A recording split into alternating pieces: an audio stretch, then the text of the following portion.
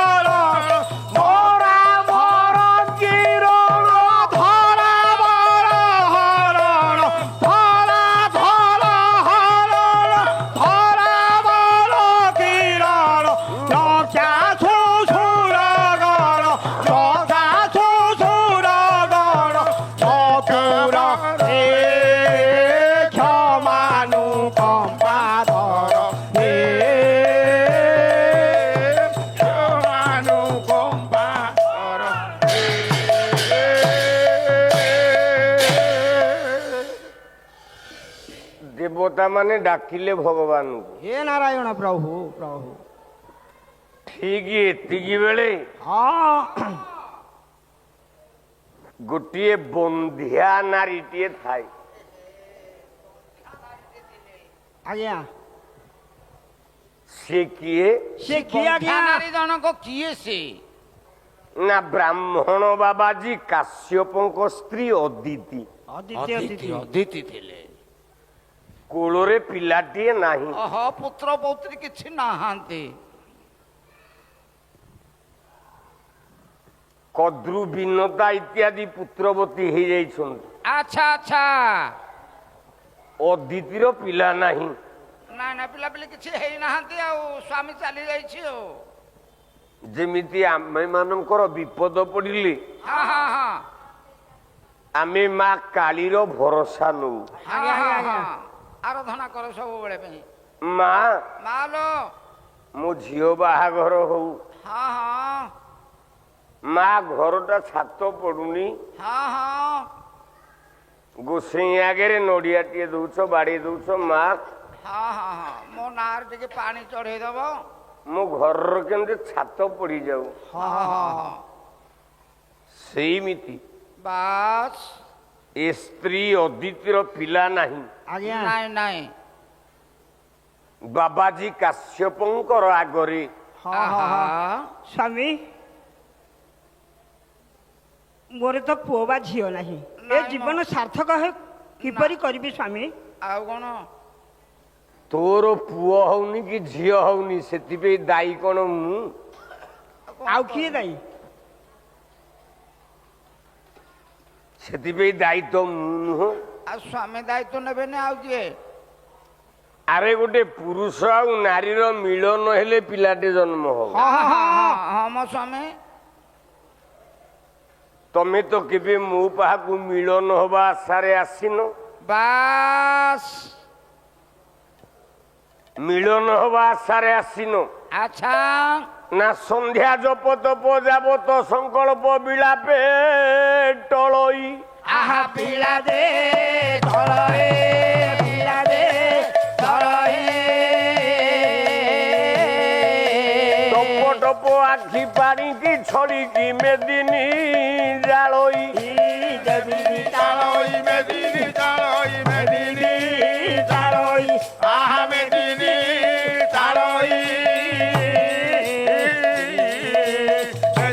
ତାଳଇ ମେଦିନୀ ତାଳ ମେଦିନୀ ତାଳଇ କଲା ଦ୍ୱାଦଶ ଦିବସ ପୟ ଉପବାସ।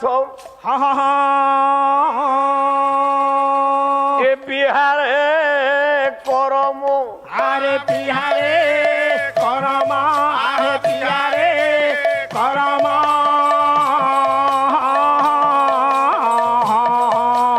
সাত মাসিয়া এ কালিয়া ভুয়াতে হইলা জনম হইলা জনম হইলা জনম হইলা জনম আহা হইলা জনম হইলা জনম হইলা জনম হইলা জনম ସ୍ୱାମୀ ସ୍ତ୍ରୀଙ୍କର ମିଳନ ନଥିଲା। ହଁ ଅଦିତି ଯେତେବେଳେ ଆତ୍ମନିବେଦନ କଲେ ହଁ ହଁ କାଶ୍ୟପ ବାବାଜୀ ହଁ ଉତ୍ତର ଦେଲେ ମିଳନ ହବ। ହଉ ହଉ ଆଚ୍ଛା କଣ କହିଲେ? ଦୁଇ ଜଣଙ୍କର ମିଳନ ହେଲା। ବାତ୍। 7 ମାସରେ ଆଜ୍ଞା ଗୋଟିଏ ପିଲା ଜନ୍ମ ହେଲା। ଆଚ୍ଛା ସେ ପିଲା ନାଁଟା ହେଲା ବାମନ। ବାମନ ବାମନ ବାମନ ବୋଲି ନାଁଟା ଦିଆଗଲା। ଆପଣ କହିବେ 7 ମାସରେ କଣ ପିଲାଟା ଜନ୍ମ ହେଇକି ବଞ୍ଚିବ? ସତ କଥା ଆଉ ଏ 7 ମାସ ପିଲା କୋଉଠି ବଞ୍ଚିଥିଲା କି ଜନ୍ମ ହେଲେ? ହଁ ବଞ୍ଚିବ। 7 ମାସ ପିଲା ବଞ୍ଚେ। ହଉ ଦେଖିବା। ବାପା ମାଙ୍କର ମିଳନ ହେଲା।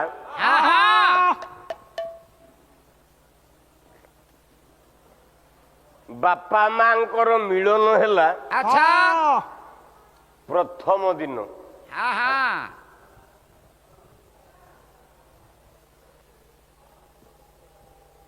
ପ୍ରଥମ ଦିନରେ ଗୋଟେ ପିଲାଟେ ଜନ୍ମ ହେଲା, ବଞ୍ଚିଲା। ଆଚ୍ଛା ରାମ ସାଙ୍ଗରେ ଯୁଦ୍ଧ କଲା। ବାସ୍ ରାମ ସହିତ ଯୁଦ୍ଧ କରିଥିଲା।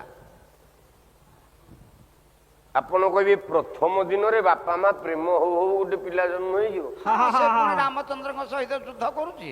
ଚାମରଟା ଦେ। ଏଟା କୋଉଠି ହେଇଥିଲା? ଗାୟନ୍ତି ଦେବାଃ କ୍ଷୀଳଗୀତକାନି ଧନ୍ୟା ସ୍ତୁତେ ଭାରତ ଭୂମି ଭାଗେ ସ୍ୱର୍ଗାପବର୍ଗାସ୍ପଦ ମାର୍ଗ ଭୂତେରେ ଭବନ୍ତି ଭୂୟଃ ପୁରୁଷ ସୁରତ୍ୱାତ୍। ନାରାୟଣ ଆପଣଙ୍କର ମଙ୍ଗଳ କରନ୍ତୁ, ତମ ପରିବାରର ମଙ୍ଗଳ ହଉ, ତମ ଗାଁର ମଙ୍ଗଳ ହଉ, ଆଉ ତମ ଅନୁଷ୍ଠାନର ମଙ୍ଗଳ ହଉ। ଯଦି ବଞ୍ଚିଥାଏ ଆର ବର୍ଷ ତମ ଗାଁକୁ ଆସିବି। ବଢିଆ ମଞ୍ଚ, ହେଲେ ପଇସା ଟିକେ ବଢେଇବ। ତମେ ଯେତିକି ଲେଖେ ଟଙ୍କା ଦଉଛ ସେତିକି ପାଉନି ହୋତାକୁ। ଯଦି ଆଉ ଟିକେ ବଢେଇବ ଭଲ ହବ। ତାହେଲେ କଥା ଦଉଛି ଆର ବର୍ଷ ଆସିବି। ଆଉ ତମେ କହୁଥବ 8,000 ଦେବି, ଜଣେ କହୁଥବ 12,000 ଦେବି, ମୁଁ କୋଉଠିକି ଯିବି? ଯେ 12,000 ଦବ ସେଇଠିକି ଯିବି ନା। ଆଉ ତେଣୁ ମଞ୍ଚ 1 ନମ୍ବର ମଞ୍ଚ ତମର, ମୁଁ ଜାଣିଛି। ମାଙ୍କ ନିକଟରେ ଚାମର ଟେକୁଛି। ତମ ଆତ୍ମା, ତମ ମଞ୍ଚ ଦୀର୍ଘଜୀବୀ ହଉ। କିନ୍ତୁ ମୁଁ ଆର ବର୍ଷ ଯିବି କହୁଛି, ବାସ୍ କିନ୍ତୁ ଟିକେ ବଢେଇବ। ହଉ ହଉ ହଉ ଯାହା ଦିଅନ୍ତୁ ଆଉ। 7 ମାସରେ ଗୋଟେ ପିଲା ଜନ୍ମ ହେଇଛି। ତା ନାଁ ହଉଛି ବାମନ। ବାମନ ଜନ୍ମ ହେଲା ବେଳେ ଦେବତା ମାନେ ଦେଖିକି ସ୍ତୁତି କରିବାକୁ ଲାଗିଲେ, କହିଲେ ପ୍ରଭୁ ପ୍ରଭୁ ତୁ ଜନ୍ମ ହେଇଯାଇଛୁ, ହଁ ପ୍ରଭୁ ଧନ୍ୟ ହେଇଗଲୁ ପ୍ରଭୁ। ଅଦିତି ଗର୍ଭ ସିନ୍ଧୁ ସମ୍ଭବର। ପୁଣି କଣ ଠିଆ ହେଲୁ? ଏଟା ଗୋଟେ ଗାଲୁଆଟା। ଆଉ ଗାଲୁଆ କଣ ତା ମନ ଥୟ ଧରୁଛି କି ଆଜ୍ଞା? ଆରେ ମତେ ତ ସମୟ ହଉନି। ତୁ ଠିଆ ହେଇ ହେଇ ଯୋଉ 2-3ଟା ଭଜନ ଗାଇବୁ, 5-15 ମିନିଟ୍ ପଳେଇବ। ଆଚ୍ଛା ମୋ କହିବାଟା ବାକି ରହିଯିବ। ମୋ କହିବାଟା ବାକି ରହିଯିବ। ହଁ ମ ମୁଁ ଯେତିକି ବେଳେ କହିବି ବାବୁରେ ଠିଆ ହ, ମତେ କଷ୍ଟ ଲାଗୁଛି, ଗୋଟେ ଭଜନଟେ ଘା, ସେତିକି ବେଳେ ଠିଆ ହବୁ। ପୁଅ ଆଜ୍ଞା ବସନ୍ତ ଋତୁରେ କୋକିଳ ବୋବାଏ, ଭଲ ଲାଗେ, କିନ୍ତୁ ଯୋଉମାନେ ବିରହୀ ତାଙ୍କୁ ସେ କୋକିଳ ସ୍ୱନଟା ଭଲ ଲାଗେ। ତେଣୁ ମୋ କହିବାର ତାତ୍ପର୍ଯ୍ୟ, ଯେତେ ଚେଷ୍ଟା କଲେ ବି ସୁଦ୍ଧା ଇଏ ଝିଅ ଛାଡ଼ିଲାନି। ଆପଣ ମାନେ ଶୁଣିବେ, କଲା ପକ୍ଷକୁ ବସନ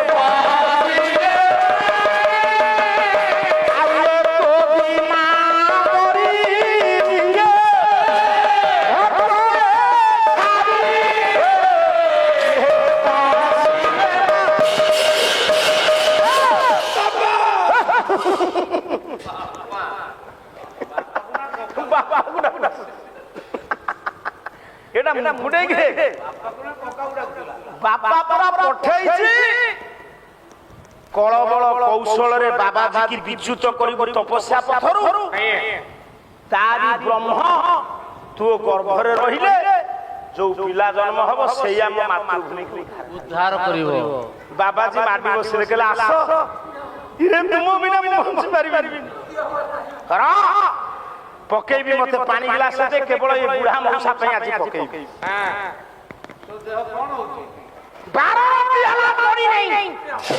ଇଏ କାନ ଶୁଣି ନାହିଁ ଆପଣଙ୍କର, ଆନନ୍ଦ ଭୈର ବିରାଗ। ଆପଣ ଦେଇ ଦେଇକିରି ପଳେଇବେ ବୋଧେ, ଟିକେ ରୁହନ୍ତୁ, ଆନନ୍ଦ ଭୈର ବିରାଗ ଶୁଣି ଦେଇଛି। ମଉସା ଗୋড়ৌଛନ୍ତି ନିକଷା ପଛରେ ବିଶ୍ର ବାବା, ସମ୍ପୂର୍ଣ୍ଣ ତପପଥରୁ ବିଚ୍ୟୁତ ପୁରୁଣା ଗାଳିଆ ଗାୟକ। ୟାର ଦମ ଅଛି, ପକେଇ ପାରିବ। ଆନନ୍ଦ ଭୈରବୀ ରାଗ ତା ଭିତରେ ଇଏ ପୁଣି ମୋ ବାୟକ ନୁହଁ, ମୋ ବାୟକ ପଳେଇଛି। ଧନ୍ୟବାଦ ଦଉଛି ଏ ପୁଅକୁ, ସେ ବଜଉଛି ସନାଦାସ। ତଥାପି ପଲ୍ଲବୀ ଡାକିବି, ତାର ଭିତରେ ମୋ ଡାକ ଭିତରେ ଆମ ଡାକିକି ତ ବଜେଇଦେବା। କଲା ବୀଣା ବୋଛ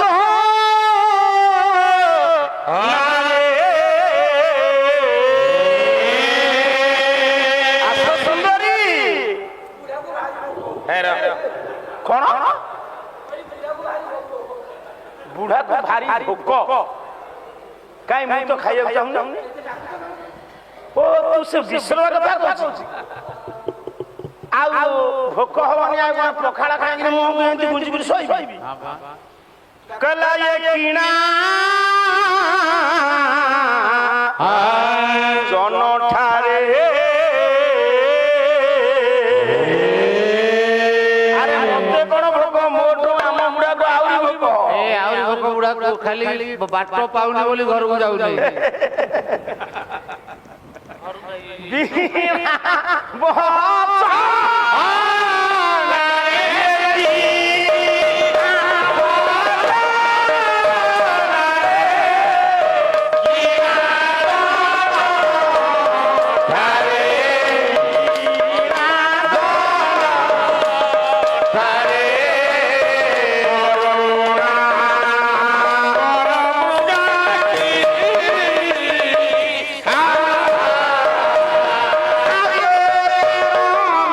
Stop!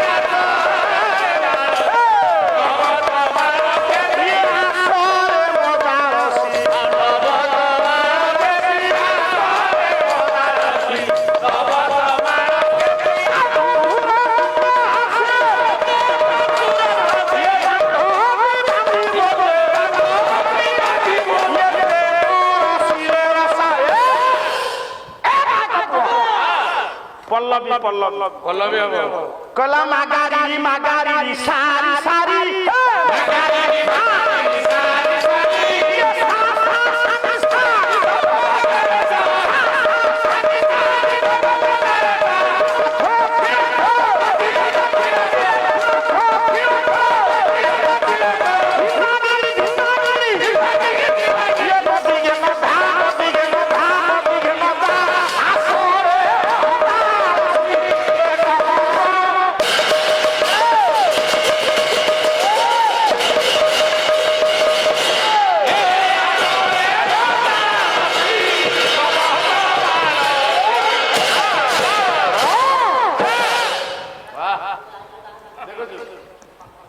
ଆଉ ଖାଲି ଏମିତି ହେଲେ କଣ ହବ ନା ଏ ଛାତିରେ ଦମ ଦେଲେ ହବ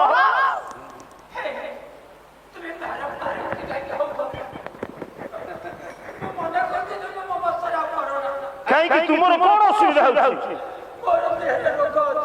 କି ରୋଗ ଚୁପ୍ ଚୁପ୍ ଆଉ ତୁ କହିଲୁନି ସନ୍ଧ୍ୟାବେଳେ ମୁଁ ଜଟଣୀରୁ ଔଷଧ ମଗେଇ ଦେଇଥାନ୍ତି ପୁଣି ଆଉ ଗୋଟେ ଥରେ ପାଲା ହବ କି କଣ ବାହାରେ ଆଇଲେ ହେଲା ଟ୍ରାଉଜର ପିନ୍ଧି ଡବଲ ଶୋ ଆସ ମଉସା ମୁଁ ଏଣିକି ଆଉ କିଛି କହିବିନି ଏବେ ତ ମିଳନର ଦିନ ତମର ସମସ୍ତଙ୍କର କଣ ବଡ ଦୋଷ ହଉ ଆସ ଆସ ମିଳନର ରାତି ତଥାପି ବାପାଲୋ ବୁଢାର ଟ୍ରାଉଜର ପଞ୍ଜାବୀ ଆଉ କଣ କହୁଛ ଭଲ ଦେଖାଯାଉଛି ଆସ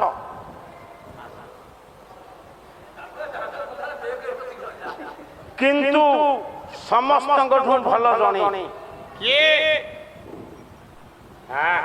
ଗୀତ ବୋଲେଇ ବୋଲେଇ ମାରି ଆମେ କଣ ଚୋରି କରିଛୁ କି ତୁମର ମୋର ସବୁ ଭଲ ତୁମେ ଚୋର ସାଙ୍ଗରେ ଅଛ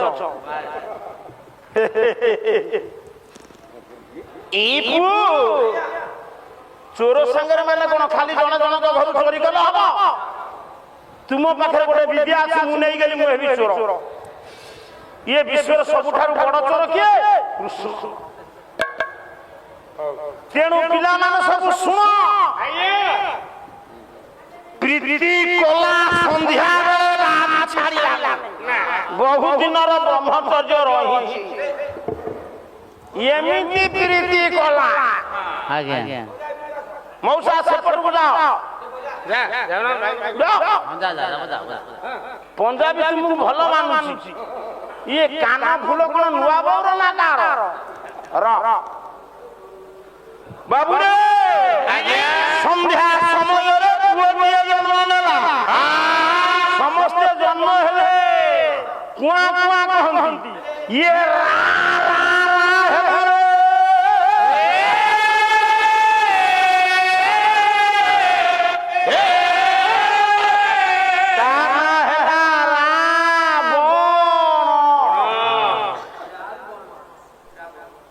ତାର କଣ ଝିପୁଆ ଆଉ ଗୋଟେ ପୁଅ ହେଲା ତାର କଣ ମାଠିଆ ଭଳିଆ କାମ ବୋଲି କୁମ୍ଭକର୍ଣ୍ଣ ସେ କୁମ୍ଭକ ଯୋଗ ସାଧନ କରିଥିଲା ରେଚକ ପୁରକ କୁମ୍ଭକ 6 ମାସ ଖାଇବନି ପିଇବନି ହଁ ଆଉ କଣ ମାଠିଆ ଭଳିଆ ସୁପର୍ଣ୍ଣଖା ସୁପ କହିଲେ କୁଲା ଭଳିଆ କଥା ନଖ ନା ମଣିଷ କଥା ମଣିଷକୁ ଯେତିକି କାଟେ ଆମ୍ପୁଡ଼ି ଦେଲେ ସେତିକି କାଟିବ ତା କଥାବାର୍ତ୍ତା ଭଲ ନୁହେଁ ନୃସିଂହତା ଚିଙ୍ଗୁଡି ଚାନା ସେମାନେ ଆସିଗଲେ କହିବାନି କହିଲେ ସେମାନେ ଖୁସି ହଉଛନ୍ତି ତୁ ଯେତେ ପଇସା ଦେ ଯାହା କର କିନ୍ତୁ ମଞ୍ଚରେ କେମିତି କହୁଛୁ ମୁଁ ପଇସା ଦିଏ ତୁମେ ଗୋଟିଏ କାମ କରିବ ଅନୁଷ୍ଠାନକୁ ଯିବା ପାଇଁ ରେଡି ଥିବ ସେତେବେଳେ ତୁମ 4 ଜଣଙ୍କର ତ ଏକ ବେଳ ଜମା ବାବୁ ସେଇ ରାବଣ ଚାହୁଁଥିଲା ସେଇ ରାବଣ ଚିଠି ଦେଲା କାହାକୁ କୁବେରକୁ କହିଲା ଭାଇ ମୋ ମା ହେଲା ନିକୋଷା ମୋ ମାର ଜନ୍ମଭୂମି ସେ ତେଣୁ ତୁମ ମା ହଉଛି ବେଦବର୍ଣ୍ଣୀ ଭରଦ୍ୱାଜଙ୍କ ଝିଅ ଭରଦ୍ୱାଜଙ୍କର ଜାଗା ଯୋଉଠି ଦବ ମୋ ମା ନିକୋଷା ଜାଗା ଛାଡି ଝିଆଣିଆ ସତ୍ୟ ଦାବି କରି ସମାଧାନ ଦେଲେ ବ୍ରହ୍ମା ଅଳକା ପୁରୀ ଦେଲେ କାହାକୁ କୁବେରକୁ ୟାଙ୍କୁ ଦେଲେ କଣ ଲଙ୍କା କହିଲା ଲଙ୍କାକୁ ଯିବା ପାଇଁ ହେଲେ ପୁଷ୍ପକ ଦାନ ଦରକାର ପୁଷ୍ପକ ଦାନ ଦରକାର ହଁ ପୁଷ୍ପକ ଜାଣ ଦରକାର ନା ସେଇ ରାବଣ ଚାହୁଁଥିଲା ଦ୍ରାବିଡ ସଂସ୍କୃତି କି ବାପା ସାରା ଆର୍ଯ୍ୟାବର୍ତ୍ତର ପ୍ରଚାର ବିଚ୍ଛୁରିତ କରିବା ପାଇଁ ପ୍ରଚାର କରିବା ପାଇଁ ଆପଣ ଦ୍ରାବିଡ ସଂସ୍କୃତି କି ପ୍ରଚାର କରିବାକୁ ଯାଇକି ଅଯୋଧ୍ୟାରେ ଗୋଟେ ରାଜାକୁ ମାରି ଦେଇଥିଲା ରାବଣ ତା ନା ଅନରନ ତେଣୁ ଅଯୋଧ୍ୟାର ସବୁ ରାଜା ମାନଙ୍କର ଲକ୍ଷ୍ୟ ଥିଲା ଏମିତି ଦଶରଥଙ୍କର ବି ଆର୍ଯ୍ୟ ଧର୍ମକୁ ପ୍ରଚାର କରିବା ପାଇଁ ମଉସା ରାବଣର ଦ୍ରାବିଡ ସଂସ୍କୃତି ଆନ୍ଧ୍ରପ୍ରଦେଶ ପର୍ଯ୍ୟନ୍ତ ମାଡ଼ି ଆସିଛି ଆନ୍ଧ୍ରବାସୀ ରାବଣ ମୁଖା ଟାଙ୍ଗି ପୂଜନ୍ତି ରାମକୁ ନୁହଁ ନା ବାବା ତେଣୁ ଯେତେବେଳେ 12 ବର୍ଷ ସରିଲା ଆଜ୍ଞା ସେତିକି ବେଳେ ଆର୍ଯ୍ୟ ଧର୍ମକୁ ପ୍ରଚାର କରିଦେଇ ସାରିଥିଲେ କିଏ ମର୍ଯ୍ୟାଦା ଦାସ ରାମଚନ୍ଦ୍ର ବାପାଙ୍କର ଉଦ୍ଦେଶ୍ୟ ଥିଲା ଆର୍ଯ୍ୟ ଧର୍ମକୁ ପ୍ରଚାର କରିବା ପାଇଁ ରାମ 12 ବର୍ଷ ଜଙ୍ଗଲରେ ବୁଲିଲା ବେଳେ ଯେତେବେଳେ ବାଲିବଦ୍ଧ ହେଲା ସେଠି ଆର୍ଯ୍ୟ ଧର୍ମ ପ୍ରଚାର ହେଲା ସେଇଠି ଜଗନ୍ନାଥ ଦାସ ମୂର୍ଖ କହିଲେ ପିତୃଙ୍କର ଉଦ୍ଦେଶ୍ୟ ଥିଲା କଣ ଆର୍ଯ୍ୟ ଧର୍ମ ପ୍ରଚାର କରିବା 12 ବର୍ଷର ଆର୍ଯ୍ୟ ଧର୍ମ ପ୍ରଚାର ହେଇଗଲା ପିତୃ ଉଦ୍ଦେଶ୍ୟ ବନବାସ ପୁରୀ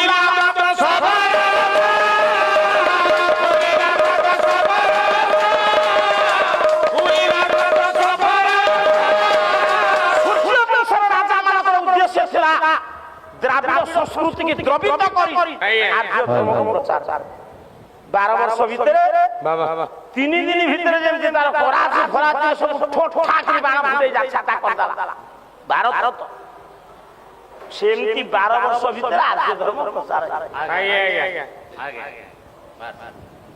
କୈକେୟୀ ବୁଝିଲେ ଅଞ୍ଜନା ବି ବୁଝିବ ତାକୁ ସବୁ ବୁଝଉ ରାମଙ୍କର ତିଳେ ଦୋଷ ନାହିଁ ରାମ ଧର୍ମକୁ ସଂସ୍ଥାପନ କରିବାକୁ ଆସିଛନ୍ତି ସେ ସବୁ ଅବୁଝା ପୁଅ କଥା କରିବାକୁ ଜଣେ ସେ ନିଯୁକ୍ତି ଥିଲା ବାବୁରେ ସେ ଜାତି ହୋ ଅଜାତି ହୋ ସମସ୍ତେ ସମସ୍ତଙ୍କର ବାପା ମାଙ୍କର ଶ୍ରାଦ୍ଧ ଦିଅ ରାତି ପାହିଲେ ବାପାର ଶ୍ରାଦ୍ଧ ବିଚାର କଲା ଆଜି ବେଳା ବେଳି ଯାଇ ରାଜଦାଣ୍ଡ ସଫା କରିଦେବି କାରଣ ଅପୁତ୍ରିକ ମୋ ପିତୃପୁରୁଷ ପାଣି ପାଇବେ ନା ସେଦିନ ବେଳା ବେଳି ହୀରଧର ଯେତେବେଳେ ସଫା କରୁଛି ଏମିତି ଗୋଟେ ଯୋଗ ସେ ଯାହା ଚାହିଁନଥିଲା ରାଜା ଉଠି ଯାଇଛନ୍ତି ବେଳା ବେଳି ରାଜଦାଣ୍ଡ ଅଧା ସଫା କରିଛି ରାଜାକୁ ଯେମିତି ଦେଖିଲା ଝାଡୁ ଫୋପାଡ଼ି ହୀରାଧର ତ ସବୁଦିନେ ମତେ ପ୍ରଣାମ କରି ଯାଏ ଆଜି କାହିଁକି ବିରକ୍ତ ହେଇ ଝାଡୁ ଫୋପାଡ଼ି ଗଲା ମନ୍ତ୍ରୀ ପରାମର୍ଶ ନେଲେ ରାଜା ମନ୍ତ୍ରୀ କହିଲେ ଅପୁତ୍ରିକ ମୁଖ ଦେହୁ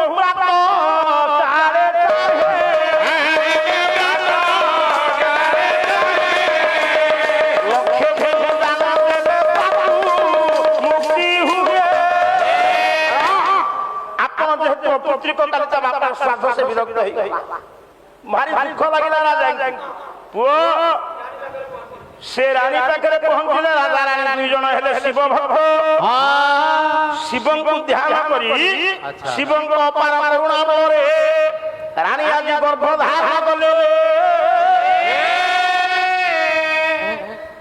1 ମାସ 2 ମାସ 3 ମାସ ଯାଇ